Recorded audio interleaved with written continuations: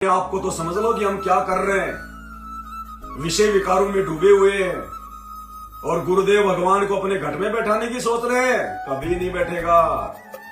जब तक ये काम वासना का कीड़ा, ये भोग विलास की ये बीमारी आपके अंदर है, तब तक इस गंदे घट में ये सच्चा जगदीश नहीं समा सकता, नहीं बैठ सकता।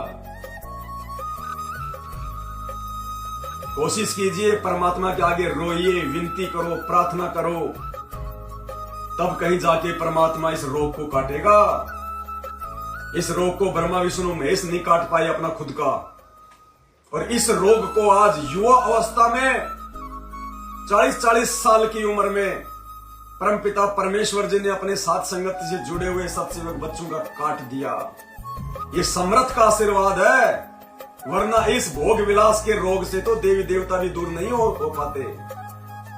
देवताओं के राजा इंद्र ने भोग विलास में कामरत होके गौतम ऋषि की पत्नी अहिल्या के साथ में वो दुष्कर्म कर डाला। ब्रह्मा जी ने अपनी बेटी सरस्वती के साथ में दुष्कर्म कर डाला। विष्णु भगवान ने शंखचूड़ की पत्नी तुलसी के साथ में दुष्कर्म कर डाला। शंकर भगवान ने कामनी के साथ में दुष्कर्म कर डाला, मोहिनी के साथ।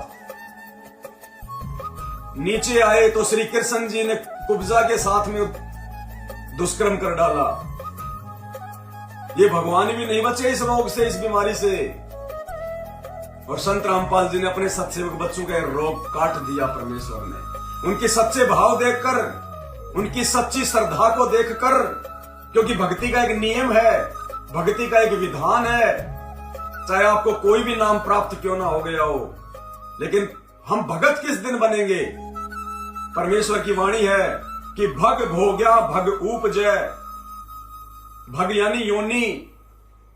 जब तक जीव, भले उसने सच्चे गुरु से नाम ले लिया, जब तक वो उसको भोगेगा।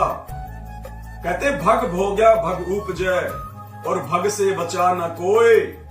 ये तुम्हारे देवी देवता भी नहीं बच पाए, पीर पैगंबर भी नहीं बच पाए, विश्वामित्र जैसे भी नहीं बच पाए। भग भोग्या भग उपजय, भग से बचा न कोई, और जो कोई भग से बचे भगत कहावे सोए।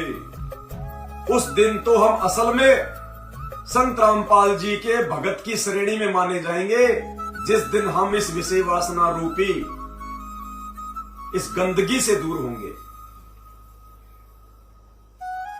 और ये विशेष मेहर, विशेष दया इस बीमारी से दूर होने की परमेश्वर ने साध संगति के माध्यम से अपने बच्चों पर बख्शी है।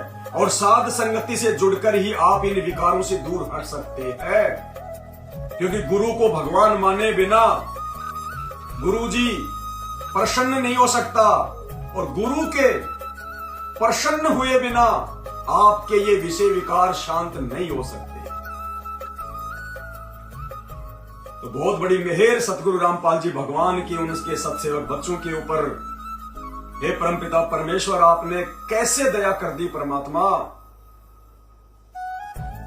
इन विषय विकारों को त्यागने के लिए हम कितना प्रयास किया करते थे, कितनी कोशिशें करते थे, तरह तरह के संकल्प लिया करते थे, फिर भी हम इनसे दूर नहीं हो पाते थे।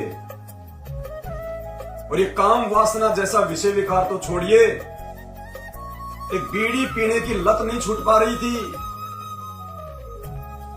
और आज साथ संगति से जुड़ने के बाद, गुरुदेव को भगवान मानने के बाद, परमात्मा ने ये पहाड़ जैसा रोग काट दिया। इन सब चीजों को देख के हमारा विश्वास और दृढ़ होता है कि साक्षात पूर्ण ब्रह्म है, साक्षात पूर्ण ब्रह्म। जिस बीमारी से यहां का भगवान काल ज्योति निरंजन ब्रह्म भी छुटकारा प्राप्त नहीं कर पा रहा,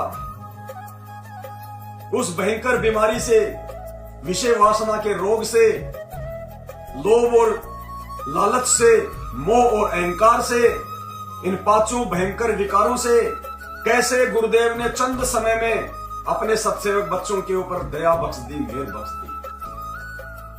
तो हृदय से हम अपने गुरुदेव भगवान के श्री चरण कमल में बलिहारी, इस मानव शरीर के खून का एक एक टपका गुरुदेव के चरणों में समर्पित तन मन धन गुरुदेव को समर्पित